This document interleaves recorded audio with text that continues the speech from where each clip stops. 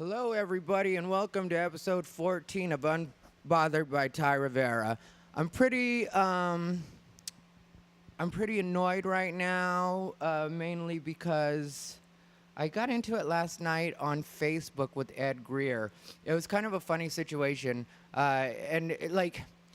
the thing that's ridiculous about it to me is everybody always brings up everybody else instead of just trying to debate or argue whatever we're trying to argue about. It's always and the thing I hear the most is everybody on the scene hates you. Okay, I don't know what fucking scene you're on because I'm out all the time. I've done more than 20 spots already, and it's only Saturday now.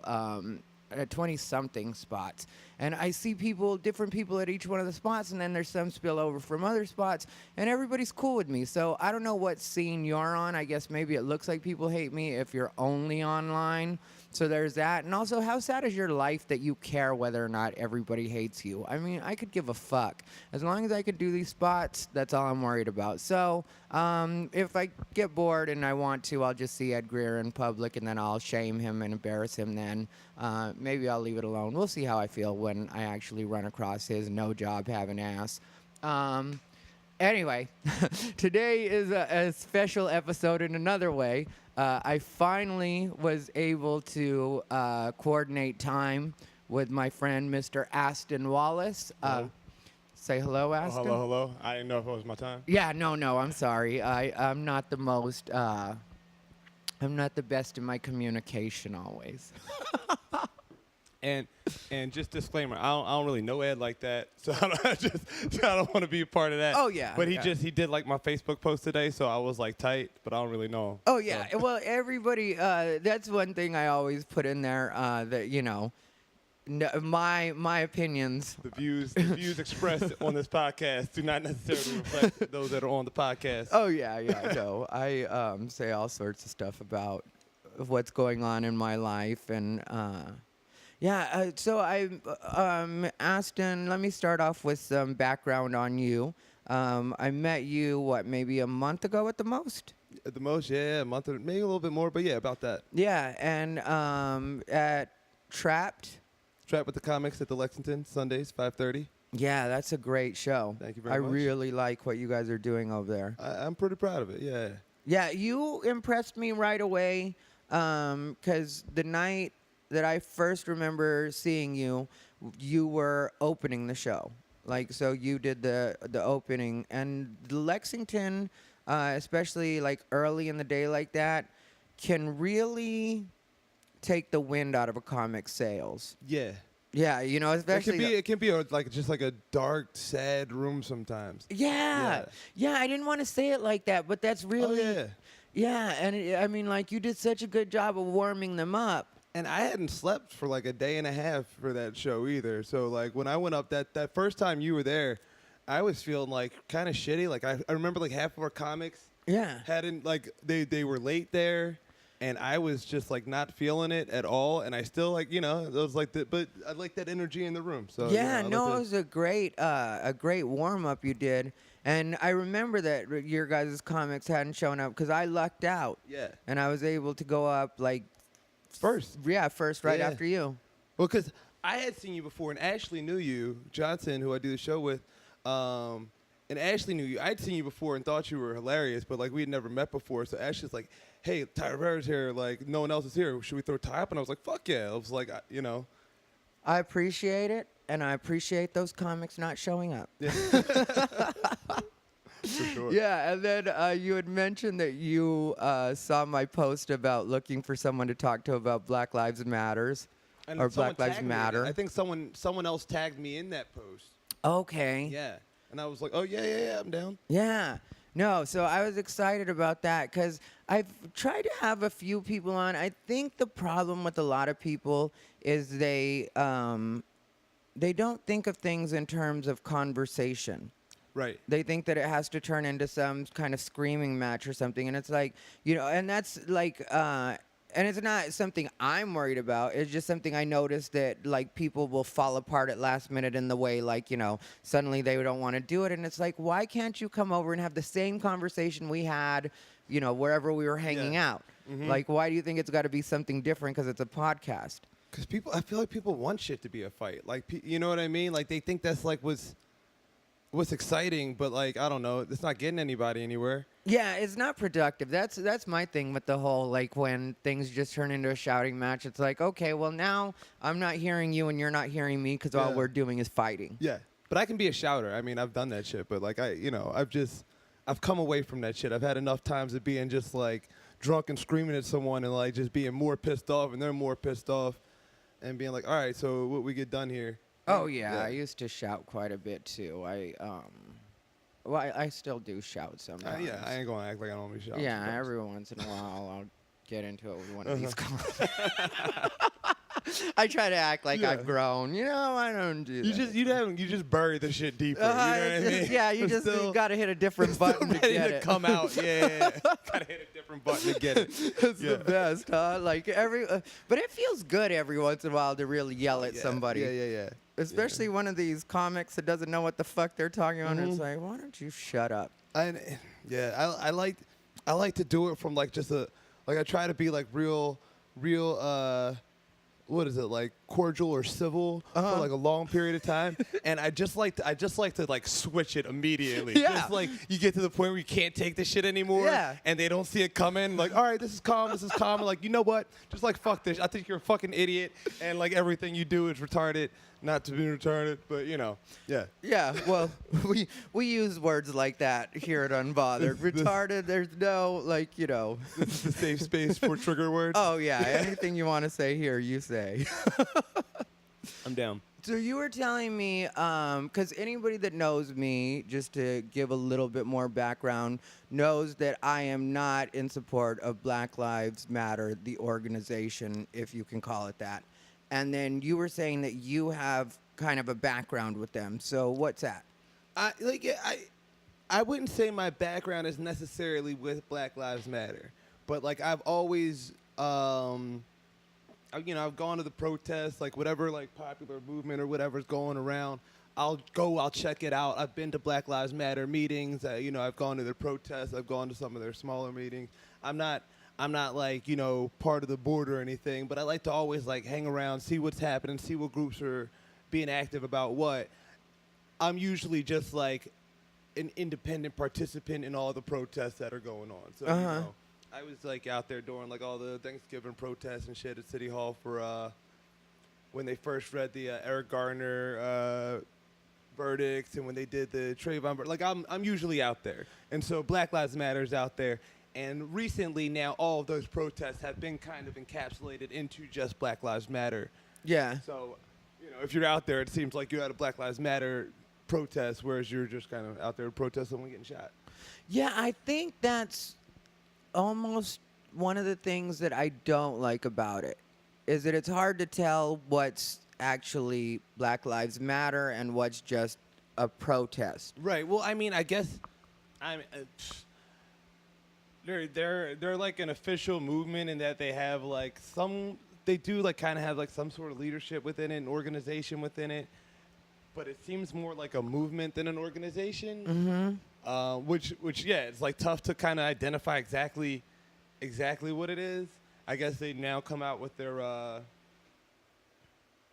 demands, like the 10 things that they want or whatever. So that's bringing them closer to an organization. I didn't see the demands. They came out with like a 10-point plan. I don't really fuck with it. Was it well publicized?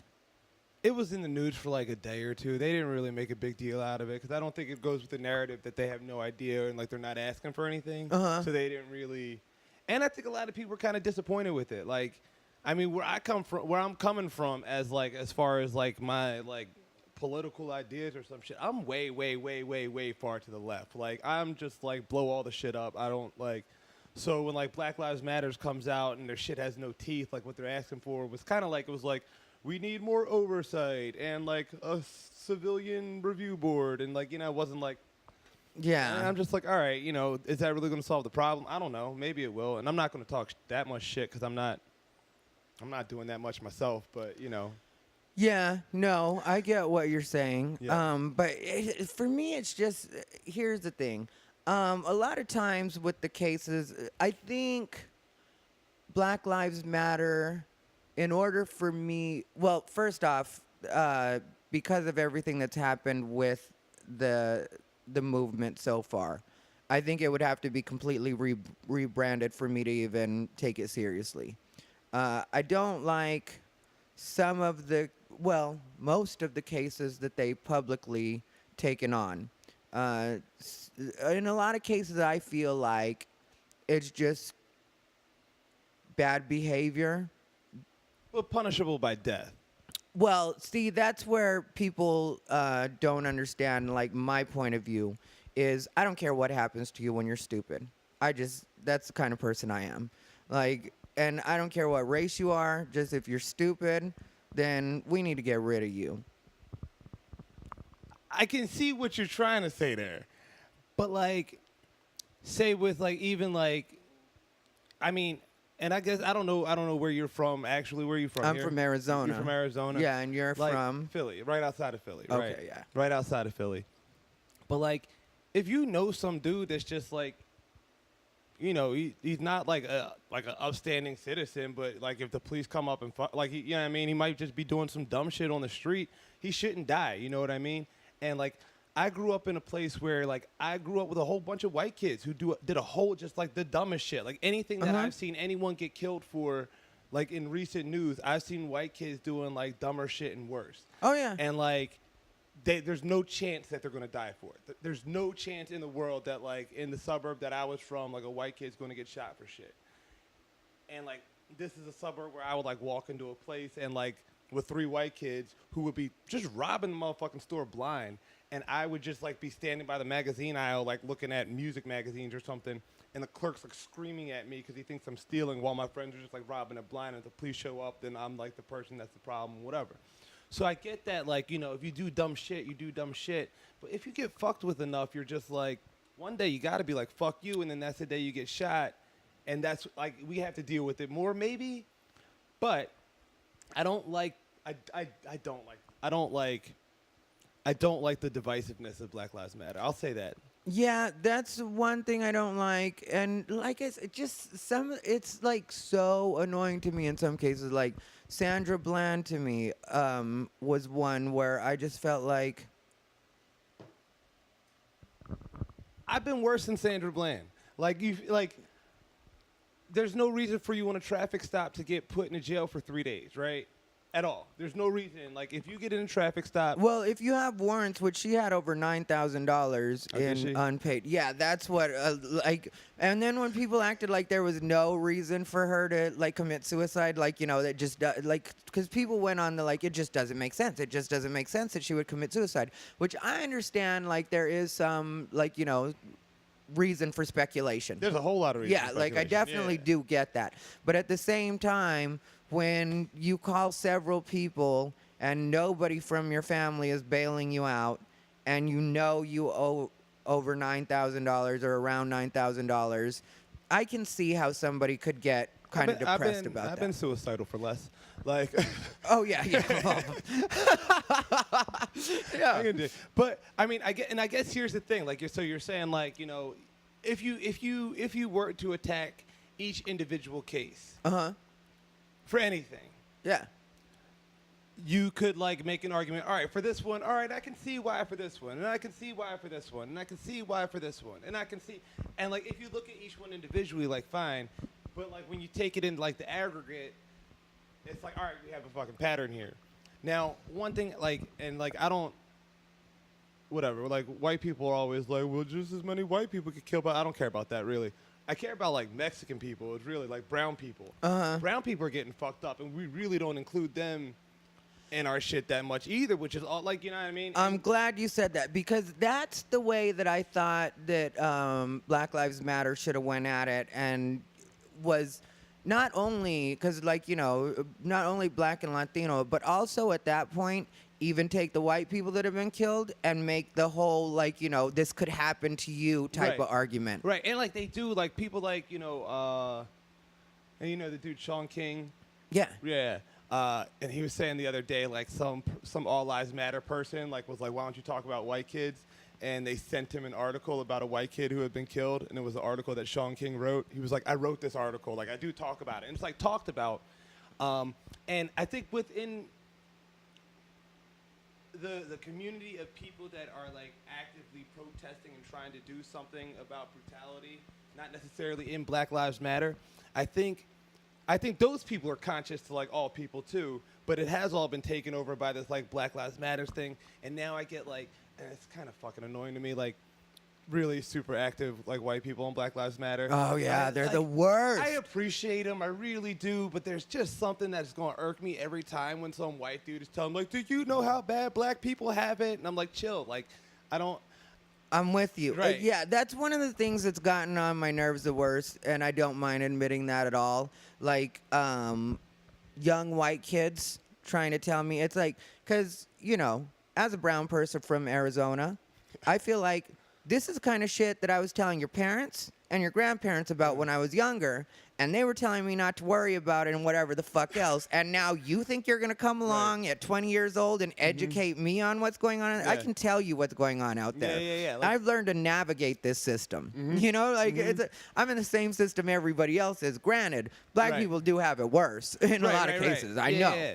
I mean, like, as a Latino, we've been able to maybe fly under the radar a little more.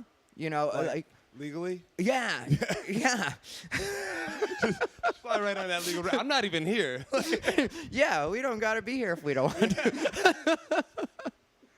But, you know, I mean, like, there is a fair amount of discrimination and racism between white and Latino, but definitely black and white is like the bigger. I mean, it's like it's the roots here. Like it's what our sweet country was built on, and it's not just like the racism that it's been built on. It's been like the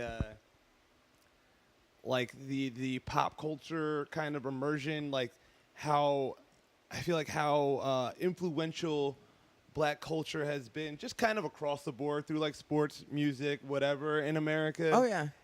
Combined with like how shitty we're still doing and being treated, it's like it's like a special combination of, you know, it's not like it would be like if like I don't know that like if some other country that had slaves like had like then like that they became the hottest shit in the country, like if India was if like in British like they all listen to like Bollywood and shit and like listen to like Indian music, and that's what all like the British kids were about. That's what it's kind of like here, but like it's, you know what I mean? Yeah. You guys, well, after a while they couldn't Pat Boone anybody anymore, you know, where they used to steal the hits and just make them white. Yeah. And it was like, you know. Now they just take the whole genre. Yeah, and well, you gotta like when it comes to stuff like that, it's kind of like in a lot of cases, once black people started having more control,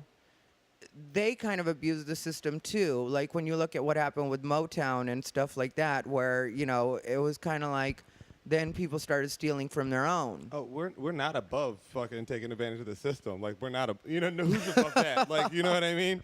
When like slavery happened, there were like black people that were like, hold on, let me get onto this deal. Like I'm not saying that people aren't going to find their niche. Finder's fee. Yeah. Like oh, this is how the game works. Like you said, like you learn to navigate the system.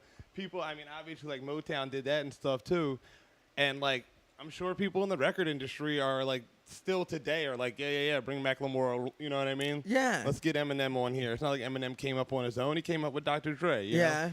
And, but I guess, like, you understand, like, culturally you understand, like, if I push this to white kids, they're going to eat it up a little bit faster than, like, this black artist that they are trying to relate to. I don't know. Yeah, and in a lot of cases, more disposable income. Yeah. You know, like, so when you have a white kid that can buy more records. Oh, I go to rap concerts. It's white kids, man. They have white kids. Yeah. Oh, yeah. No, I remember when before the white kids really caught on, and they used to have to really stack the concerts to make it so, you know, it used to be like. It'd be like 15 people on the bill. Yeah, it literally would. And people didn't. The first time, because one of the first concerts I went to was in Phoenix, and it was Public Enemy.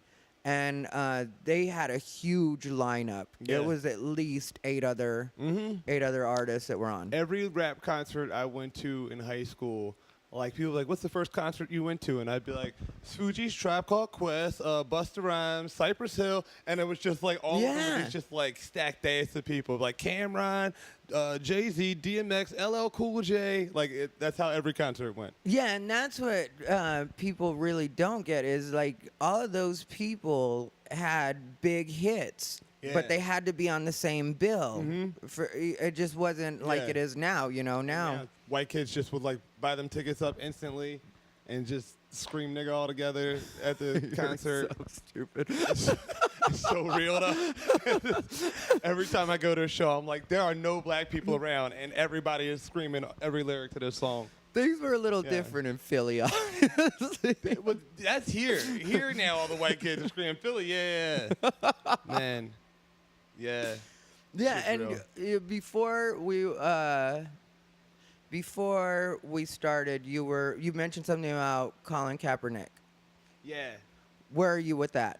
All the way for it. I mean, I've never said the Pledge of Allegiance. I've never stood for the national anthem. I wasn't allowed to as a kid. I was Jehovah's Witness. I had to go in the first day of school and tell the teacher I can't stand. And I'm not a Jehovah's Witness anymore. But, like, the reactions that I got from adults as a kid just from telling them that I didn't want to, like, they would be pissed at me, like, as, like, an 8-year-old, like, coming in to tell them what, like, my parents. And, like, then it was, like, a problem with, like, me and my parents. Like, I'd be like, I don't want to go in and say this. And when you go in and say it. And I was like, why the fuck is this adult getting so mad at me for, like, not standing up and, like, talking to this flag? It didn't make sense to me. So, like, I came away from it a long time ago. Yeah, and as Jehovah, you're not allowed to do the pledge because of the mention of God? Is that what it is? No, it is. It's because you're pledging allegiance to something other than God, if I remember this correctly. I'm pretty sure that's what it is. Yeah. Because you're only supposed to worship God. That's why you don't do birthdays. That's why you don't do like any of this other stuff, celebrating yourself. You only celebrate God, and that's a daily thing, and you don't need anything to help you remind you of that, and anything else you don't celebrate. So to like stand up and like pledge allegiance to the flag is taken away from God. So we don't do that. Okay, yeah, I never knew why. I just remember the kids that we had that were Jehovah's Witness, like when we did like the Christmas stuff. Yeah. They had to stay in the. What they did was put them on the computer, so they were playing games on the computer while we were doing. I would have perfect attendance in school. Like every year I would have perfect attendance, but I wasn't allowed to go on like holidays. And I was so pissed with my parents. I was like, yo, I want that award at the end of the year. Yeah, you weren't even allowed to get awards? For perfect attendance. I couldn't get the perfect attendance award because I would not go to school on major holidays. Oh, okay. Okay. They had those, like big days. Yeah. I was a fucking nerd. I love school. And I was like, I want to go to school. Yeah, no, I didn't know that. I guess I never paid attention to how strict it was. I just knew like that when we did Christmas stuff, they wouldn't be allowed to participate, and then But like through like over the years, like I guess because like I went to like the same high school and same middle school, and you'd have the same kids in the same homeroom for years, and like over years, like kids would stop doing the Pledge of Allegiance with me. Like after I was like. I feel like most people, you never even think like why you're doing it, what it means, like whatever. You're taught in like kindergarten or younger that this is what you need to stand up and do, and this is just what you do, and it means this. And like no one questions it. Like if you never had anyone in your classroom ever say, "Why would I do this?" You never think about it. And so like kids started sitting down with me, and like we would get in arguments with teachers, and they'd be like, "It's disrespectful." And we'd be like, "Who fucking cares? Like what's happening right now?" Like.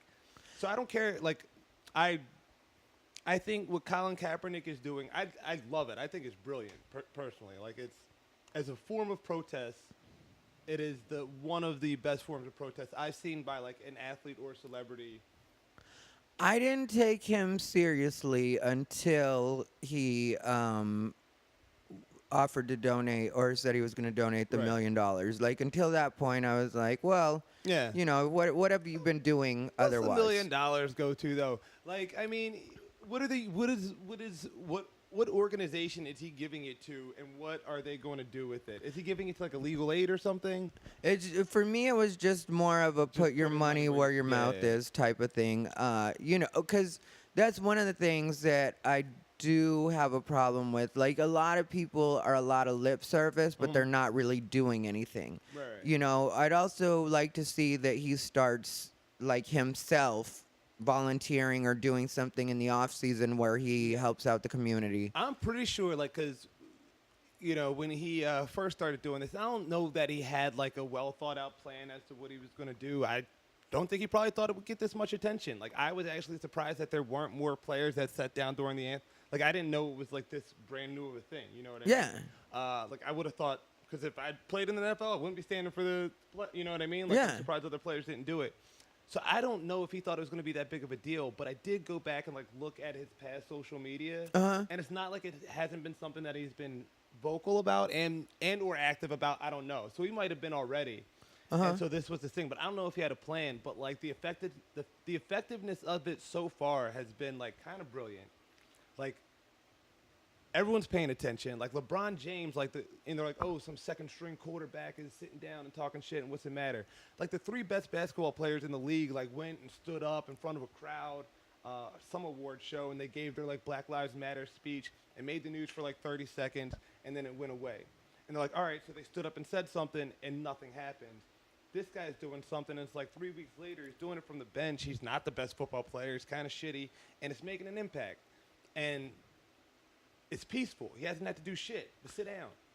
Yeah, you know, the thing, because I said on another episode that I don't, like, care whether Colin Kaepernick is standing or sitting at any other time of the day. So, you know what I mean? It's not like I would suddenly concern myself with it. I think the big thing for me when it comes to the media side and you know, the NFL and all of that stuff is like, if you don't like it and you don't want people to see it, then why don't you just not put the camera on him? Just not cover it. Yeah. Like, instead of, and like, okay, like, hey, this guy's sitting during the national anthem. It's going to, if you're really even worried about the feelings of, you know, the troops and everything, like you say, whatever you're worried, just turn the camera then. Just like, you know, like a naked streaker running across the field. Like, you're just like, you're not going to cover it. Just don't cover this dude. Instead, like he's offending the troops. Let's spend the entire game talking about him doing that shit. Like, you know what I mean? Let's focus the camera right on him during the entire pledge, not show all of the, like, 100,000 people in the crowd that are standing there, like,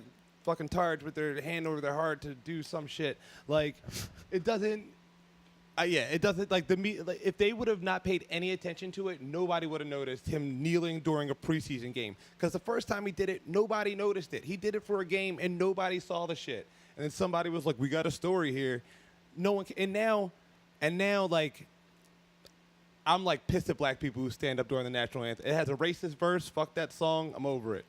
Yeah, no, and that's one thing I will admit. I didn't know about the racist verse until just recently I was listening to the latest episode of Hot Chicks Aren't Funny. Yeah. Courtney Banks and Dicey. I'm going to have Dicey on sometime soon. I She's love hilarious, Dicey. yeah. I Both think of she's them, funny, and I love talking to her. Yeah. You know, we've chatted quite a bit when we're at the store, you know, like that kind of stuff. But, yeah, I didn't even know that. You know, you know, I'd like to say that I'm pretty well informed when it comes to, but a lot of that stuff, it's like the national anthem, you hear this when you're a kid. Mm-hmm. And we all only know that first part, and we don't even know. Yeah, or right, I don't. right. You know what I mean? It's not like if you were to tell me to sing it, I'd be like, oh. Just like, I think I get through most of it, but I only just tell myself that whenever someone says you wouldn't, like, you know it, and I'd be like, I would, and I think about the first line, and I'm like, I'm sure I got the rest. I'll just wing it. Yeah, I'll just wing it. Uh-huh. Yeah, that's what every celebrity thinks when they're asked to do it, and then they mess up the words. Yeah. Then all of a sudden it's like somebody You don't else know this making the damn news. song. Christina Aguilera, like everybody's embarrassed themselves. That's Yeah. what we wait for at this point. We wait to Exactly. see, like, especially on big things, Super Bowl. We're like, okay, are they gonna mess it up? I'm gonna fuck this up. But yeah, it's like, so like now, you know, if they would have left Colin Kaepernick alone, he would have sat down. He maybe would have gotten bored. Probably would have got cut. No one would have cared. Now you got like this verse that no one's known about, or like people have known but just haven't talked about. I might have even learned it at some point and just been like, whatever. I wasn't standing for it before. I ain't standing for it now. I don't think a lot of us knew. I really don't. I don't think so I really either. don't, because, like, you know, you usually just hear the first verse, and that's it. And it's not like they're teaching you as a kid, like, oh, well, Francis. And that's the thing about, like, kind of what's weird about, like, our relationship to America as black people. It's like all of these people that we are taught about in history books up until a certain point were just, like, a bunch of slave-owning, like, just real pro-slavery people. And that was part of history, and that was time. But, like, we are taught that, like, as heroes. So we're, like, learning about Francis Scott Key and his amazing thing, like, when he's on this boat watching the fucking thing over Baltimore. And they never even teach us that part of the song. Like, I remember I remember exactly what the page looked like in my history book in elementary school when we had the lesson on Francis Scott Key. That shit was not in the book. You know what I mean? Yeah, it sounds like a really small thing, but I think it's something that would really help with a lot of the healing in this country, because I think unless you're stupid, you really have to know that there has to be some kind of healing that happens in this country. It really does. And I think one of the things that would really help is if, I know you're dealing with young kids, in a lot of these cases when we start learning stuff, but if we were taught things in a more honest way, I think it would really help both sides. Both sides, like, make a huge difference. Yeah. Mm-hmm. It's just, it's so ridiculous that everything's so cleaned up and in some cases completely forgotten. Even the way it works out with Thanksgiving. Yeah. I mean, like, they make it seem like Thanksgiving was this real sweet little dinner between the Indians and the Americans. Yeah. Thanks for showing us how to work your land. Right. Now. Get the fuck out of here. Here's a blanket. Go take a nap. Exactly. Like I was debating with, a guy I went to high school with on Facebook who just doesn't understand the Colin Kaepernick thing. And, he's one of those, it's not the right place or the right time. And I'm like, it's the perfect time because we're talking about it. And I'm like, I've looked through your entire Facebook page. Like, you've never talked about it before. Now you have something to say. So, like, we're talking about it. So it's effective whether you agree with it still or not. Like, we're having this conversation.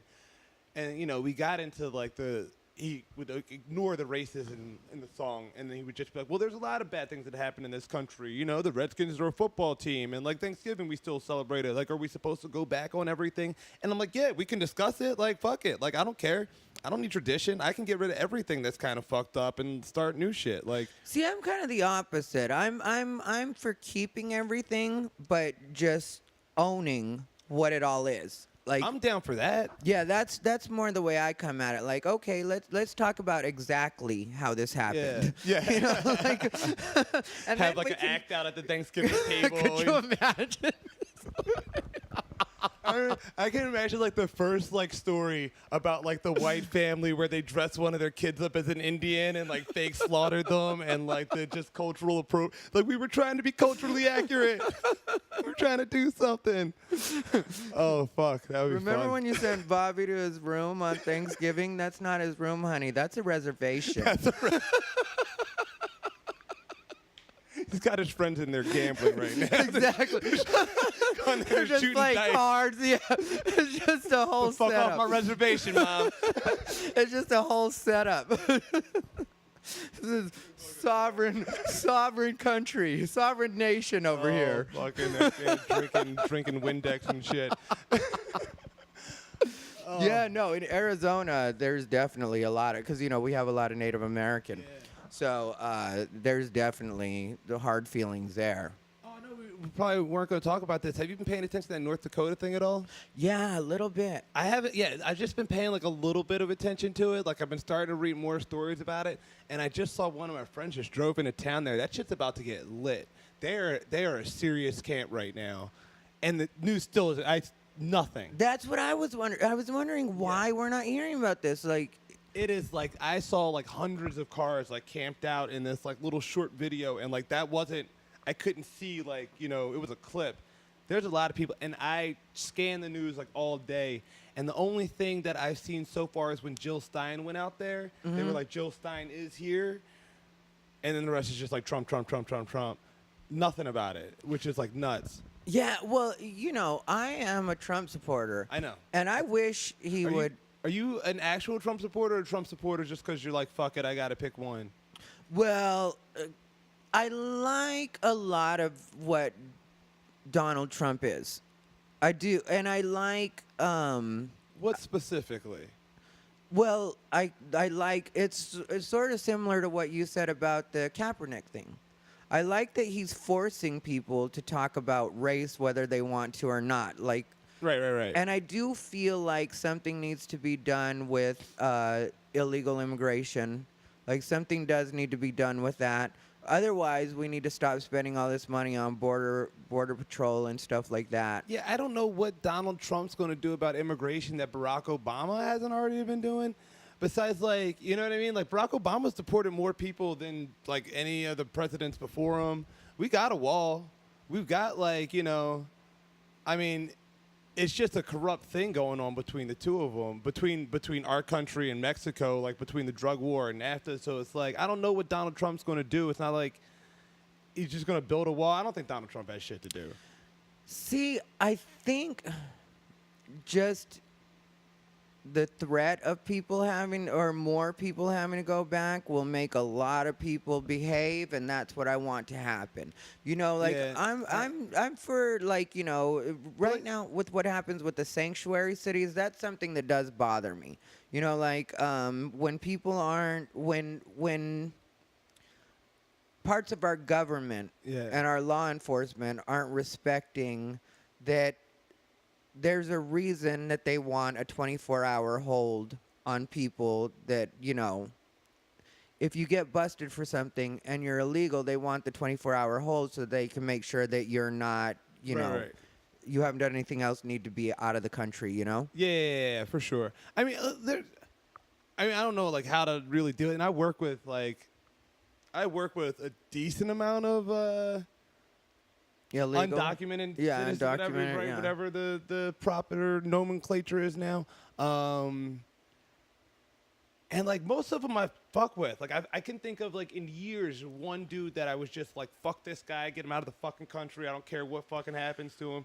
And it was only Maybe because that's being Mexican, because I could tell you a lot. You know what I mean? Well, yeah, Maybe like- it's when you're on the inside, you kind of... And, like, and, like, speaking of, like, cracking down on it, your neighborhood right here is just fucking exploded recently with, like, homelessness and tents out here because ICE just busted up Skid Row. And I've watched over the last few weeks just, like, tents popping up under, like, every single overpass and park. And I drove right here down Alvarado the other day, and I was like, this hasn't looked like this in a minute. Like, it's getting pretty rough, and it's just, like, no ICE signs. They're busting that shit up. But, like, here's the only reason why I kind of fuck with Trump. Kind of. Like, in my heart of hearts, between you and me in this podcast, I want Trump to win. So do I. I mean, like, I want, I really. I'm not a Democrat. I don't like Barack Obama or Hillary that much. I think people have, like, just glorified them in their heads about what they are. Like I said, like, everyone's like, oh, Trump's immigration policy is terrible, but that's what fucking Barack Obama's is. He's deporting just as many people. Like, his drone shit is terrible. Like, I don't really like Obamacare that much. Like, but I think because they're Democrats and he's black and she's a woman, everyone, like, they'll allow them to get away with so much. And I don't want to deal with another 8 years of just bullshit. Donald Trump comes in, I could be like, yo, let's tear this motherfucker down. And people might be down for it. And I'm down for that. Yeah, you know, that's one thing I've said, too. That I'm completely for just completely tearing it down and, like, let's figure see something what chaos else happens with Donald Trump. In. Yeah, that's, and with Hillary, I just feel it's almost like, I hate the term woke. But I do feel like with Hillary, it'll just be more of everybody being asleep. More of like just keep us happy and let us, you know, pretend like this isn't happening. Right. Meanwhile, Hillary she's has doing her best. She's like, and that's like with like Barack Obama. Whenever like I point out like I'll just put out a laundry list of things about Hillary or Barack, and they're like, well, she's doing her best, like, you know. And if you do it for, like, you know, and it's for anyone who's like, if you're talking to a Republican, you're talking to a Democrat, if it's their side, they'll excuse it, you know. Oh, yeah. And, like, that's just it. And then if you say the same exact things about the other side, like, yeah, they're awful and they're terrible people and they're racist and rapists, and, like, you do it to the other side, like, well, they're doing their best. And I'm like, no, fuck that. Neither of them are. Like, Yeah, well, that's why I always say that I'm a Trump supporter and not a Republican. That's why I'm very clear about that all the time, because I'm not a person who turns a blind eye. I see everything, and I'm fine with it. And I don't mind people bringing shit up, and I'm not. It's what bothers me when I talk to Hillary supporters, though. In a lot of cases, is they're willing to completely pretend like a lot of stuff isn't happening and it's just like rhetoric, or they're trying to railroad her, and it's like, no, these things really did happen. Actual things. Like I've gotten in so many arguments or debates because like I for a while been like a long time like I won't vote for Hillary. No matter what you guys do, like I'm not voting for Hillary. I can't vote for her, and here are all of the reasons why. And I'll get back like some article about like because she's a woman, and I'm like, did you just hear the actual like shit that I'm talking about? Like I understand that there are some people that are like, okay, she's a woman. I'm like, you'll never hear me say like, get that bitch out of here. You'll never hear me talk about her voice, her hair, her demeanor. I don't give a fuck about that. I don't care that she wears pantsuits. Yeah, like all I the stuff don't people. care. Yeah, like I'm she with could you. come out in the sexiest. Like I don't know what would be all right. I don't give a fuck about any of it, and I'll never ever ever ever ever bring it up when I'm critiquing her. So like, don't bring it up back to me like as your argument. Yeah. And like the same thing with I was arguing with someone about Donald Trump, and they kept arguing with me like, well, Hillary does this, and I'm like, well, good. I'm not talking about her either. Like, talk to me about the actual things that I'm talking to you about. I'm gonna bring up a point, and you refute that point, and like that's it. And if we're not having that discussion, you know what I mean? Yeah, no, we have the same view on. I hate when people turn it. Don't put words in my mouth. Don't add anything. Just what we're talking. What I'm saying is what we're talking about, or where we're going. And like, well, the problem with most people is, and I'm like, well, you ain't talking to most people. You're talking to me right now. So like, let's do this here. Yeah, exactly. Yeah, when it comes to Hillary, that's one of the things I hate the most. It's also one of the things that I hate when it comes to like, Black Lives Matter or any of this stuff. It's kind of like people will assign to you whatever they want you to be because that's the argument they have ready. You know what I mean? Like, because I say that I don't support Black Lives Matter, that automatically means I'm racist. It's like, okay, well, that's not at all the way I'm coming at it, so I don't know why that's what you want to push on me. With Hillary, it's like, she's a woman. You just can't handle she's a woman. No, I'm fine with a woman. I can't wait till we have the right person, male, female, black, white, Latino, whatever it has to be. I can't wait till we get to that point. Unfortunately, this obviously isn't that time. Yeah. So I'm going with Trump. You know what I mean? Right. I posted it the other day, or like a few weeks ago. Like everyone, because people were like, "Oh, can't you just be excited that we have a female nominee?" And I'm like, if it was Sarah Palin, would you say the same thing? If it was Ann Coulter, would you say the same shit? Yeah. Nobody would be saying that shit. They would be losing their mind. Like, I don't know. And I'm like, answer the question. And like, not a single person would answer, would you say the same thing if it was Sarah Palin? But it's not Sarah Palin, would you? And like, probably not. Okay, then let's take it off the table completely. Yeah, would we still be talking about, I just want my daughter to see that it's possible. Will you shut up with that? You know what I mean? I hate people with that. You can test me on it because I said the same shit when Barack Obama was running. I was like, I don't give a fuck that he's black. Like, if he has great things to say, dope. And that's all I care about. Like, him being black was like, pulling wool over the eyes. Like, it's like, oh, you got a black manager now instead of like a white manager, but he's still like working for some dickhead. I gotta admit, when Obama was running, I really was. You were enchanted? Oh yeah, I'm a sucker for a good speaker. Yeah. He was just. Every time he does speak, I'm like, he is charismatic. He is cool as fuck. Those He's a cool speeches dude. really did win me over. And I went and saw him in like 2006, I think, at like Dorsey High School down here. I went and saw him speak, and he talked about like getting people out of prisons, and he had like one of the dudes from Led Zeppelin there and shit, and it was dope. And I was like, oh, I'm like on board, and then like. And then I watched his policies, and I was like, I can't. He votes the same way as the rest of them. So I can't really. Well, he made my lip quiver a couple of times. Yeah, I was like, yeah. And then my friend Bruce Jingles, he and I were doing the if you ain't for Obama, then fuck yo mama campaign. Listen, I ain't gonna, like, when he won, I was in Philly. I was definitely in the streets, like, hugging and crying. Oh, and people. yeah. It was beautiful. Like, I'm not gonna act like I was that hard on it. Like, I was like, this is amazing. We got a black president. And it was that shit was, it was cool, but it wasn't enough to be like that's the only thing he could have going for him. You know what I mean? Yeah. Well, it couldn't have been Ben Carson. Yeah. You know what I mean? Oh, yeah. It couldn't have been Michael Steele. Yeah. I with a lot of people did quickly start to get like, okay, well, but I don't think he's been a terrible president. He hasn't been a terrible president. Like, compared to other presidents, he hasn't been that bad. He's gas prices are low. He's done a decent amount with, the economy starting from where he started from. Yeah. And there's just a whole bunch of terrible shit, too. A whole bunch of drone wars and NSA shit. And, yeah. And a lot of unnecessary red tape to get very small things done. And that's something that everybody's just going to have to deal with. And really, I wish everybody didn't have to deal with it. I wish that's something that we as people would start to concentrate on a little bit more, put a little bit more pressure. Because I don't think people really realize at this point we have a lot of say-so and a lot of power, and it sounds silly, but because of social media, even though like a lot of times it turns into arguing, I think if we all would be a lot more productive and a lot more organized, just in general as citizens, like stop dividing up, because the way they even report the news is made to make us argue. Right. Like when Obama got into office and then gay marriage did not go through here in California at that same time. Yeah. The way that they reported that, in my opinion, was designed to turn gay against black. Yeah. Because right away they let 33% of black people, black voters voted against. And it's just kind of like, why are you doing that? Yeah.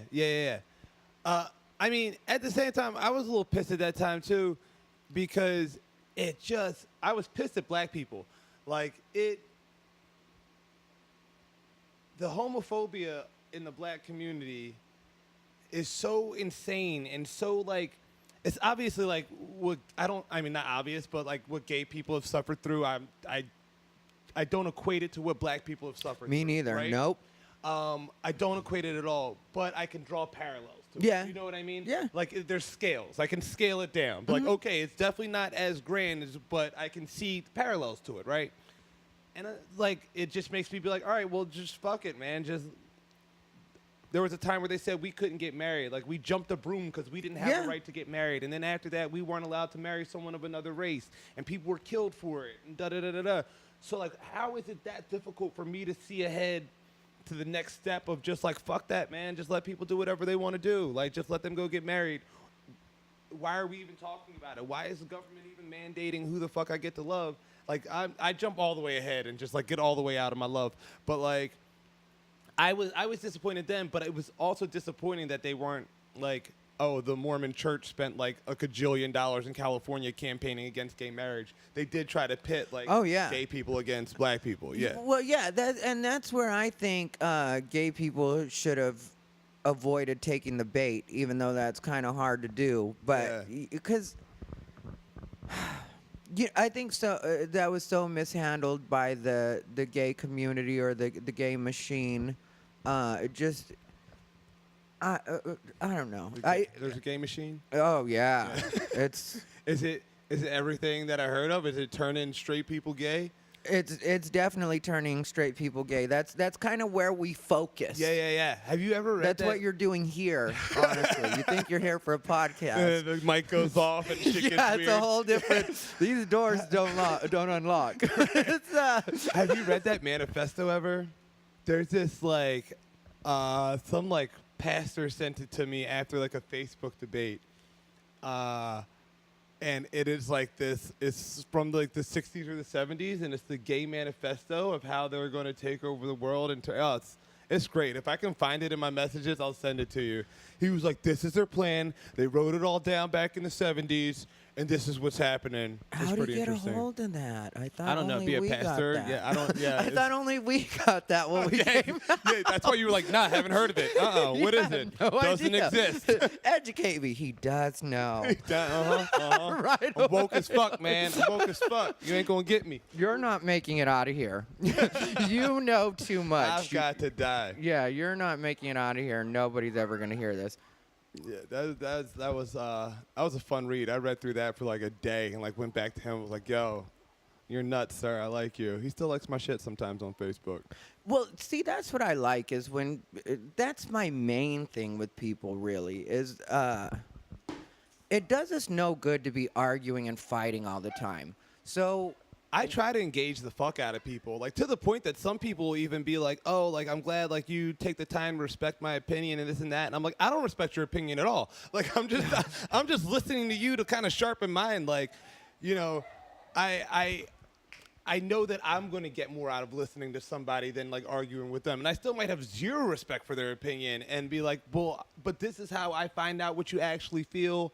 And maybe even make a difference to what someone else feels, and they may make a difference like to what I feel. Yeah, well, that's what I notice when you actually listen to people. Even if in the end you completely think they're still bullshit, at least you can tighten up your argument or think about things another way where it's like, okay, now I'm prepared for that. If somebody hits me with that question, and now you know more certainly that they are bullshit. Like, you might be like, you might be right, and like, I feel like if you feel strongly about whatever you feel, you should be able to discuss it with anyone without getting upset about it. Yeah. And if you can't, like, then you don't really believe what you actually believe. If, like, if you think, like, your views can be threatened by someone else even just introducing new information to it, like, you're just, like, scared to get anything, like, then do you even believe this shit, really?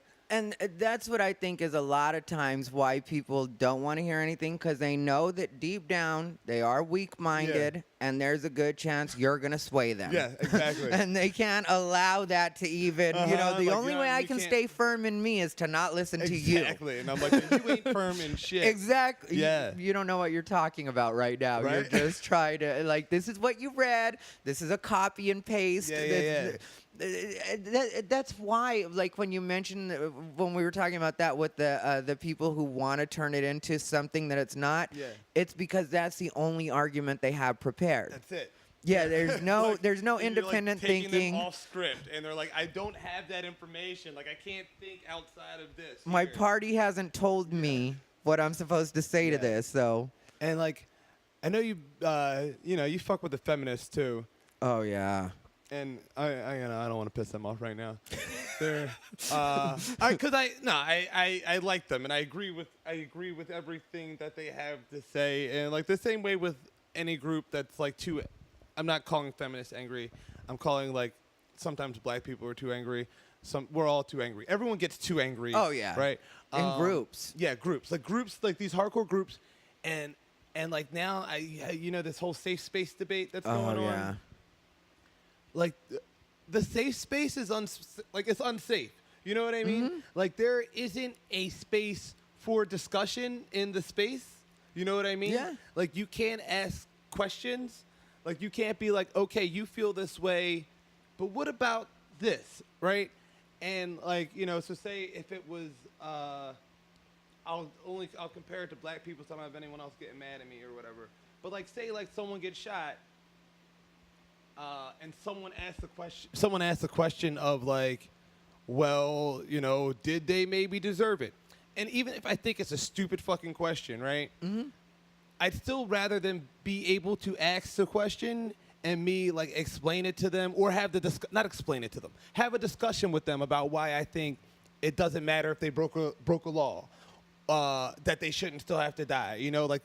And then for them to be like, whatever their point of view is about that, and for us to have this discussion, rather than them be afraid to ask me, be afraid to ask someone, be afraid to say something to someone, because like they'll just jump down my throat. So I'm just going to hold on to this opinion, never discuss it with anyone except for like like-minded people, and then like these like, for us to be like, well, you're going to trigger some shit on me by like bringing this up, so never talk about it around me, and no one ever gets anywhere. Yeah, well, that's why I think no matter how horrible somebody's opinion is, no matter how terrible what they're about to say is, they should be able to say it. For sure. Because when you take away a person's voice completely, those are the most dangerous people. Fuck yeah. Yeah. Let him get that shit out. They're stewing. Yeah. They're stewing. They're stewing. They can't talk about it. They can't say it to anybody. These are unspeakable things. And so those are the most dangerous people because you don't know what they're going to do. You have no idea what they're going to do because you don't even know they're thinking it. Right. Like a friend of mine, Steve Snyder, made that point about Trump supporters. Like if you notice a lot of times when everybody starts talking about politics, there's usually at least one person that's completely quiet. That's usually your Trump supporter right there because they've learned. Because we attack you guys. Yeah. We attack you guys. Yeah. I went off on a friend like who's a Trump supporter. Yeah. And I was like, fuck you. Like, I hate Trump. I've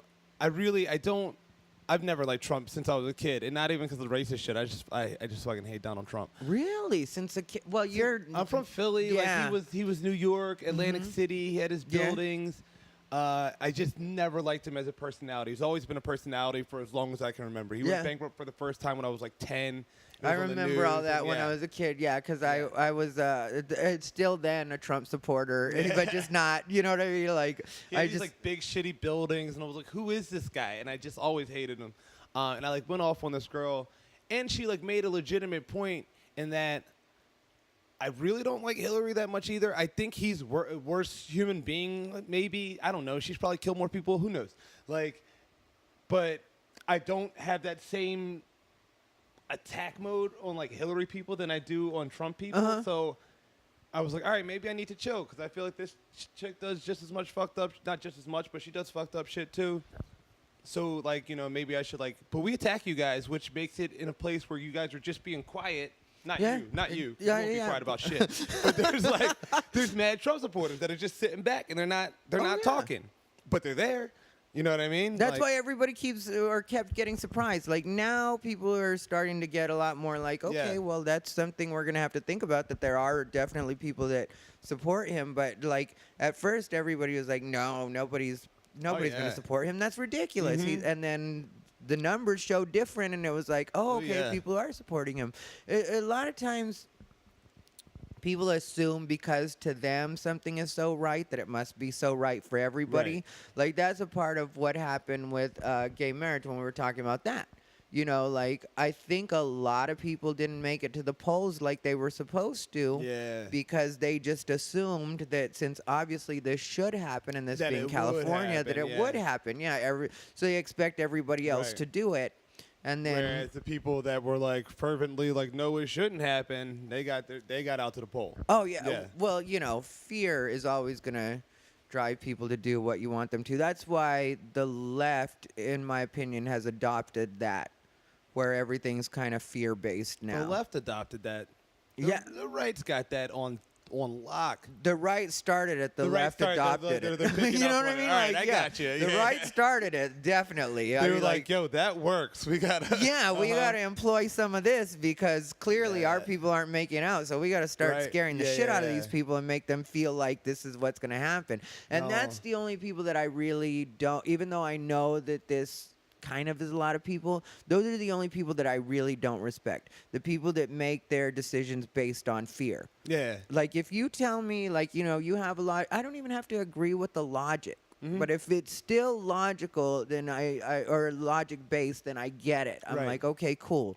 But like when you're like, you know, well, I'm just scared. Okay, we're not already on the same page, you know, because I'm not running around scared of shit and making my decisions based on fear. Never. It makes no sense to me. And that's a lot of people like would give me the, aren't you scared if Donald Trump went? I'm like, don't give me fear. Like you argue what's good about this person. Argue what you like about this person, what you think this person could do. Don't argue fear to me because I'm really not that scared of shit. Yeah, I'm not scared of either side. Like I've already said, either way, I'm going to make things happen. So I'm not scared of anything. But do me regardless. Yeah, right? This is just already cooked. Yeah, it's already, this is already cooked. Yeah, like the streets are, you know, they're going to be out there. Yeah. They ain't changing.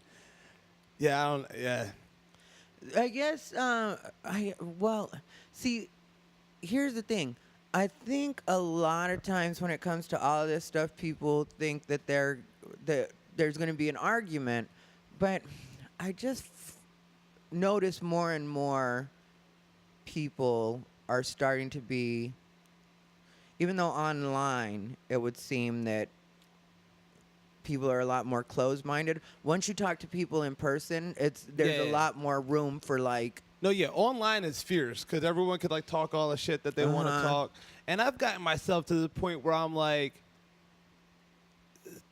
speak to people online the same way you would speak to them in person. That's where I am. Right? Like, if I'm not going to say this shit to you in person and recognize that I might get popped in the mouth for saying it and vice versa, like, don't say that. You know what I mean? Exactly. Like, that, and it makes you, like, speak to someone, like, somewhat respectfully, even if you're, like, coming down at them. And, like, if I'm going to come down on you, I'm going to come down on you in the way that I would do it in person. You know what I mean? I think because we might have that same policy because we're the same kind of people. Yeah. Like, if you tell me the wrong shit, I will pop up. You know what I mean? Like, especially if you're already LA. I will just show up where you are. Like, what's up? Say something now. Say something now. I had this one night. I talk about this. I'm not proud of it, but I showed up at one particular open mic one night, ready to beat somebody's ass, and they just happened to not be there. Yeah. And that's what made me like really get like, you're a grown man, and this is not what you should be doing. You should not be out in the streets looking for people at mics. Like, exactly, you're a little too old, bro. You're a lot too old for this. Is what you are, if we're being honest. I'm too old for this. I do. Man, I got in my last fight like 8 years ago, and I was like, nope, no, I'm done. I'm done with that. Yeah, at a point you do gotta be above that, but there's still that part of you when somebody talks enough shit about you. Yeah. Even because like when you talk shit to me, at least that I can respect, but when it's about you, that's what's it's like I wasn't even part of that conversation, and you're always talking about. So that was it. But I didn't stop myself. Luckily, he just wasn't there when I got there, so I was just like. But like, I mean, it's definitely. I feel like it's better conversations in person, but I also feel that way. And here's where I'll stick up for the feminists a little bit. Mm-hmm. I feel like it's better that way still amongst like men, and especially like when discussing race things in person, because there's this like kind of factor of we could fight each other. You know what I mean? Like we could talk this shit to each other, and it could go to a place. So let's talk to each other respectfully and kind of work our way through this. Because if we don't do it that way, it can get like physical. And I've seen some of the conversations where I've seen like girls be like legitimately or not, I don't know, like what they say is legitimate, and so I'm going to believe them that it is. And like dudes like kind of like coming at them like real hard because there's not that same to us. Mm-hmm. There's not a perceived threat. Yeah. And I can imagine it being like a perceived threat to them, because I've been in this situation where I have been in that situation where I'm in like a group of white dudes like explaining to me why it's okay for them to say nigger and shit, and being like, are y'all fucking playing with me right now? Like, and then like I become like the angry black dude sitting around like 6 white dudes being like, it's fine, like da da da da da, and you have that almost that threat of like I still can't do shit because I'm outnumbered, but I'm heated, and you get frustrated. Yeah. I can imagine that same scenario happening to a woman one-on-one talking to a man. Yeah. You know what I mean? That same, like, the same way that I felt outnumbered in a group, I could see them being like, here's this dude that's not hearing what I'm saying, who's physically imposing to me, and, like, bringing them to a point of some shit that they're super upset about. I try to compare everything with feminism to black people. So, because it's, like, the only thing that I can compare to. Yeah, with me and feminism, when it comes to like debating it on the like, you know, with a woman on the opposite side, that's kind of what I don't like, is that some women are very disrespectful in the way that they talk to you because they know that you can't beat her ass. You know what I mean? Like, it's like, you're just kind of like, all right. Just talking crazy shit, like what you going to do. Exactly. It's like, we both know I can't do anything no matter what you say. Yeah. You know, so now I got to make you hit me. Yeah, no. Now I gotta make you hit me, so it's self-defense. Now I gotta drive you there. Like, you seen it. She hit me first, and now she's on the ground. I ain't started. I finished I don't know. I went into a haze. I saw red. Oh, it's just so real. Because they do that, too. I mean, that does happen. Yeah. That happens a lot. Or you get, like, the girl who, like, will get you into a fight and shit. Like, you know what I mean? You'll be out with a girl who's talking shit, and she's like, what's he going to do? Hit me like that? He's going to hit me. Like, shut the fuck up. I'm not trying to fight nobody right now. But, yeah, I mean, I guess I'm talking about more, too, but I see, like, because, like, you know, in the comedy community right now, like, I've watched some girls just, like, have, like, breakdown meltdowns over some shit, you know, and I don't know, like, you know, maybe I don't know how they feel, so I try to, like, kind of put myself in their thing. I don't know. Fuck Lena Dunham. I guess it's Yeah, I think almost all of us agree on fuck Lena Dunham. Yeah, she's really the one that's turning the curve. Like, she's just really fucking. She's making. I was like all the way down. There's always just like that next thing that just like pisses me off. Like Lena Dunham. Right now, for me, is Lena Dunham was last week, and this week it's like the hot teacher. Yeah. Which I'm like, yeah, that she shouldn't wear that dress in school. I don't know what to tell you. Shit's too hot for school. Like, I had a really hot teacher in middle school. She was a white lady, and she was fantastically hot, and she shouldn't have been wearing the shit that she wore in school. I was like, you know, that's and this might be the gay man in me, but I'm all for women looking hot all times a day in every situation. I don't know why I just like that so much. I fucking love it. I think women should. I like women looking hot right, but like that's a whole you can't. You're not supposed to. I would be upset like if. And here's the thing. No, we're not supposed to tell women what to wear and like there's that whole thing, right? If I walked out every day with fucking like spandex on with like, you know, my dick print like going down the leg, and people were like, that's inappropriate if I wore it to work, and I'd be like, you can't tell me what to wear? Like, it draws attention. Well, like, if I can't go out, I never looked at it that way. I never looked at it that way, but you're right. Yeah, if a school teacher were to show up, like a male school teacher were to show up in spandex, it would be like he would be in jail that day. Like, you can't go around. You can't go anywhere with your dick print showing. No. Like, yeah. Yeah. And so, like, don't give me this, like, you can't tell us what to wear. I think because our shit has been so just, like, pants, you know, like, you wear a shirt and, like, that's it. Like, we're not supposed to say anything the other way, but it would be inappropriate if we did it. Oh, yeah. No, like, for sure. wildly inappropriate. Oh.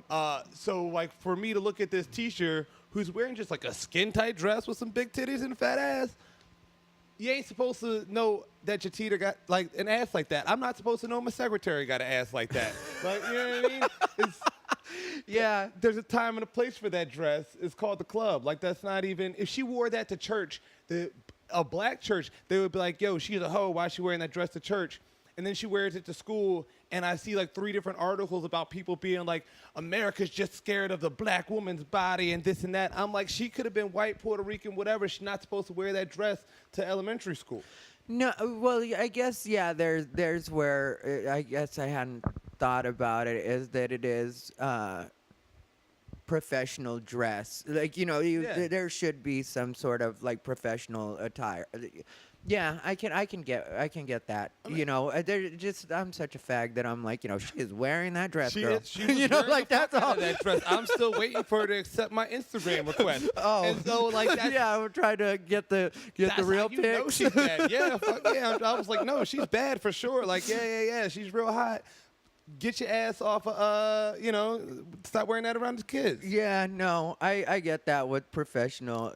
Yeah. All right, yeah. I can see that one. I was like a pervy little kid, too. Like, I understand. Like, don't tell me that. Like, I had a crush on, like, my 2nd grade teacher, my 3rd grade teacher. And I was like, oh, they're hot and they're young and, like, da-da-da-da-da.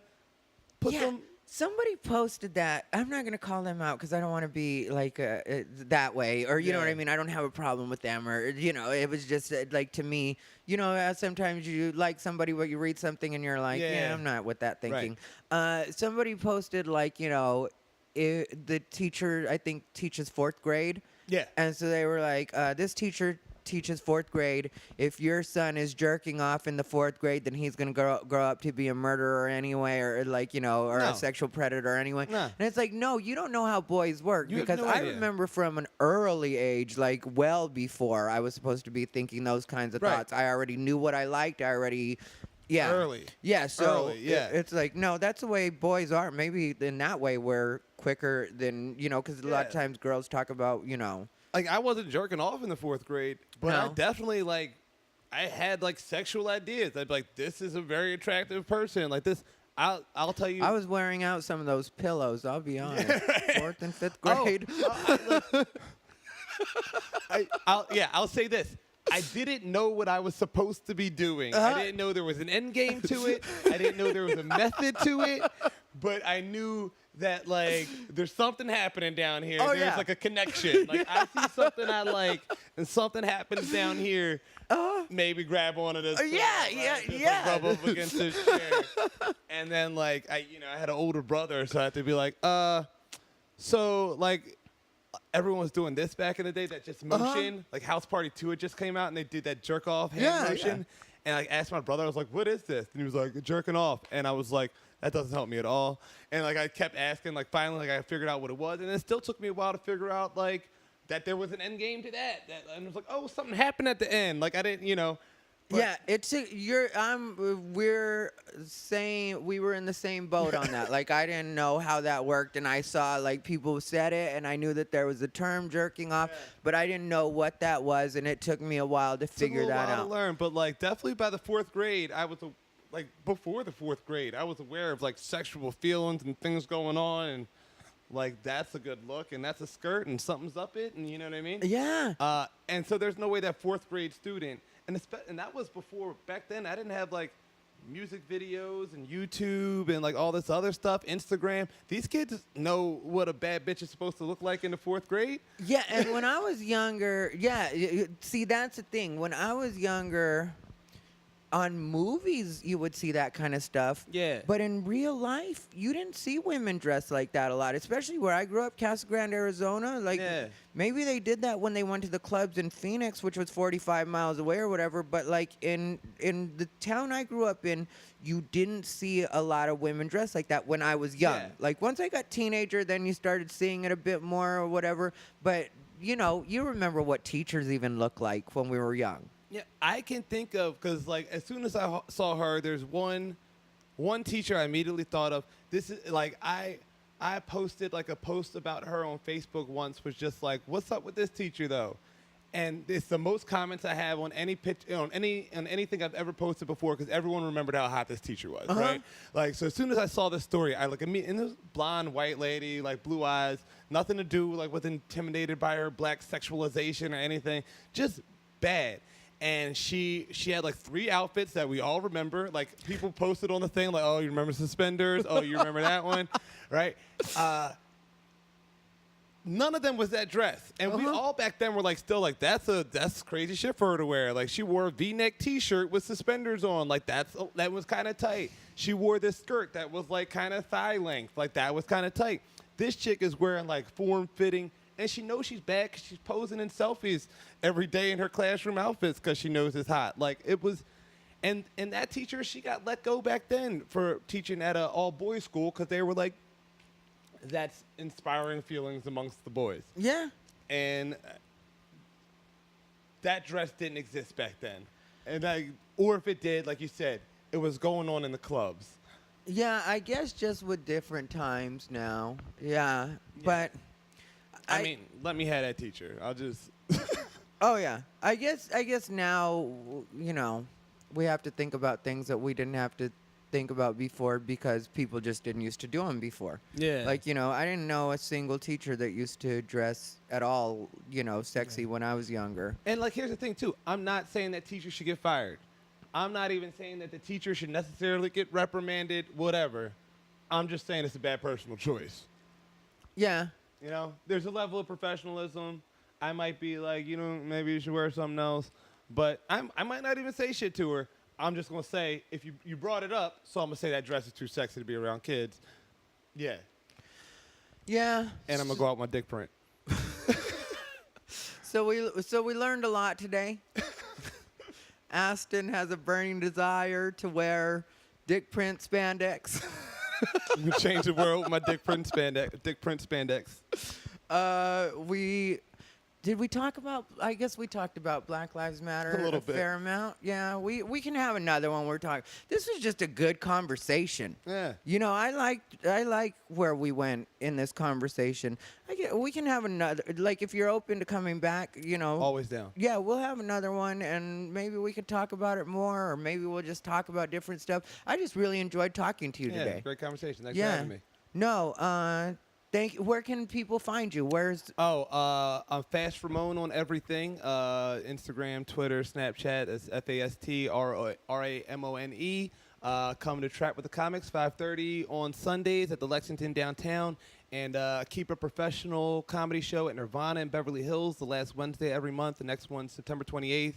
Great lineup. Jill Chrissy, Ron Taylor, Heidi Heathcliff. Jill Chrissy. I had her on, right? yeah. So that one's going to be a great show. Come out and support comedy. Support everybody's comedy. We all got shows. Yeah, Trapped with the Comics is every Sunday at 5:30, you Yeah. said, at Lexington, downtown. You guys, if you're listening to this in the LA area, do come to that show. It is such a fun show, and they're doing so much to, like, book comics that are, like, tomorrow you guys have Leah Kanajanian. And We got Leah. Tomorrow we have all ladies. All ladies, Mike, which wasn't even on purpose. It just kind of, I was like, booking people, and I was like, 4 out of 5, fuck it, let's make it 5. And they're all funny as shit. We have Leah, Kelly McNerney, Shauna Christmas, and I don't want to forget the last one. Oh, Fizza Dasani. So that one's gonna be great too, and Leah, yeah. All right, well, that's Fast Ramon, everybody. That's how you find Aston Wallace, Fast Ramon on everything. Aston, thank you so much for making it down. Thank you. I'm Ty Rivera. I can be reached at americasfavoritefag.com. I am and always will be unbothered, ladies and gentlemen. Thanks for listening.